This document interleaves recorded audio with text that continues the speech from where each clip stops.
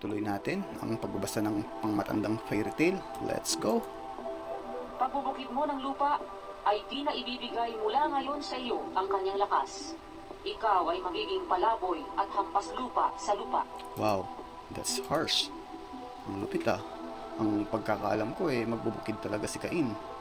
Di ba tanim niya ang inialay at tinabla ni Sky Daddy? Pero kung pag-aaralan ang kauna-unahang naitalang sibilisasyon, malaki ang ginampanan ng agrikultura sa pag-unlad ng mga unang sibilisasyon. Narito kung paano ito nagambag.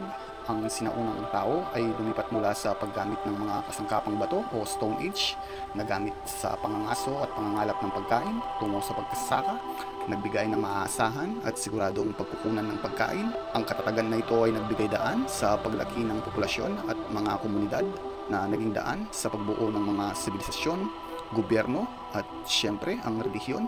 Ang mga ganitong regular food production ay nagtulak sa mga tao na iwan ang pagiging nomadic at manirahan ng permanente sa mga malapit sa matatabang lupa at pinagmulan ng tubig tulad ng lambak ng Tigris at Euphrates, Nile, Indus at Yellow River. Sinabi dito na naging palaboy ka at hampas lupa, pero kung susuriin sa kalaunan ng pagbabasa natin ng aklat na ito, si Cain ay makakapag-asawa, magkakaanak at heto pa ang malupit.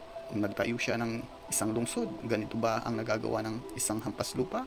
Kaya masasabi kong nonsensical talaga ang kwentong ito. Ito para sa akin lang ang berso ay hindi nauugnay sa katotohanan o anumang realidad.